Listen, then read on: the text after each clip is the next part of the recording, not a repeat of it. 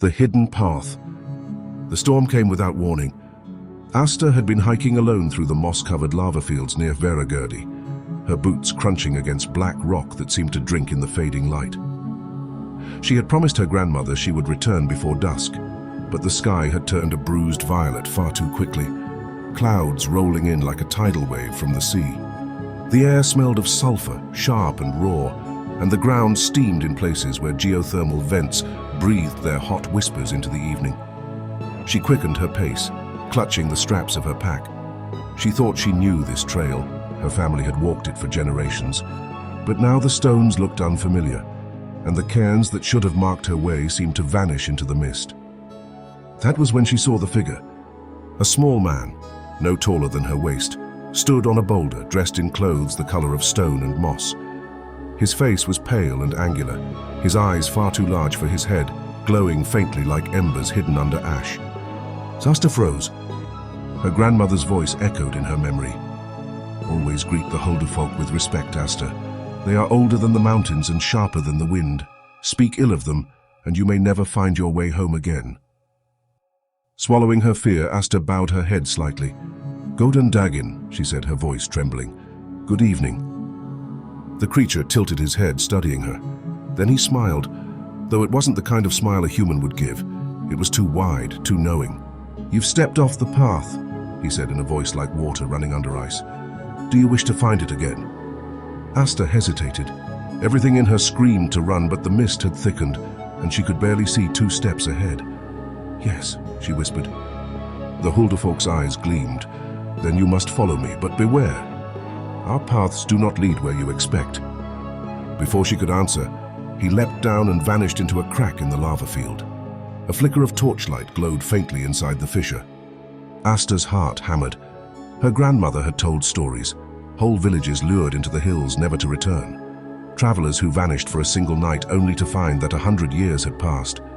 But she also remembered something else her grandmother had said. Sometimes the hidden people call you because they need you, and refusing a call is far more dangerous than answering it. Gritting her teeth, Ásta squeezed into the fissure. The air inside was warmer, heavy with the scent of earth and wildflowers, impossibly lush compared to the barren rock outside. The narrow passage opened into a vast cavern glowing with a soft, golden light that seemed to come from the walls themselves. Ásta gasped. Gardens bloomed underground, vines twined up stone columns, and waterfalls glittered with liquid light.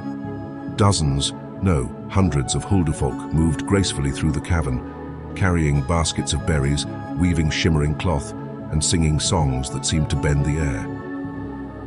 The little man led her toward a throne carved from obsidian. Upon it sat a woman more beautiful than anyone Ásta had ever seen. Her hair was silver, her eyes a deep, bottomless blue, and her presence was so commanding that Ásta found herself bowing before her even though too. The queen of the hidden people smiled faintly. You have entered our realm, she said, her voice as clear as a bell, and you cannot leave until you repay what you owe. Ásta's stomach dropped. I didn't mean to trespass. The queen raised a hand. The land itself brought you to us, it chooses, and now, child of men, we need your help. Ásta's thoughts whirled. She had expected to be punished or perhaps tricked, but instead the queen's tone carried urgency, even fear. What do you need from me? She asked cautiously. The queen's expression darkened. Something is waking beneath the mountains, an old hunger. For centuries we have kept it bound, but its chains weaken. If it rises, it will not only devour us, but your people as well. Ásta shivered. What is it? The queen's voice dropped to a whisper. A draugr older than men, born of greed and fire. It stirs now because your world has fed it. Machines ripping the earth, men digging where they should not. Ásta thought of the geothermal plants near her town, the constant drilling into the earth's crust. You, the queen continued, carry the blood of one who once bound it. Your grandmother was no stranger to us. She knew the old ways, and now her line must finish what she began. Ásta's breath caught. Her grandmother had always told stories, wild tales of bargains, offerings and warnings, but Ásta had dismissed them as folklore. Could it all have been real? The queen leaned forward, her blue eyes piercing. Will you help us, Ásta? Ásta wanted to refuse. She was no hero, no sorceress. She was just a girl who liked hiking. But she thought of her grandmother, of her mother, of her little brother waiting for her at home. If this monster rose, none of them would be safe. She nodded. "Tell me what I have to do." The queen smiled grimly. "Good."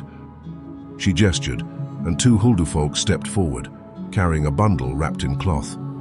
When they unwrapped it, Ásta saw an iron staff etched with runes that glowed faintly in the cavern's light. "This belonged to your grandmother," the queen said. "She returned it to us before she died, knowing the time would come again." Ásta's hands shook as she took the staff. The moment she touched it, warmth pulsed through her veins, as if the earth itself recognized her. "You must strike the heart of the Draugr when it rises," the queen said, "and speak its true name. Only then will it sleep again." Ásta swallowed hard. "What's its name?" The queen's eyes flickered. "We cannot say it.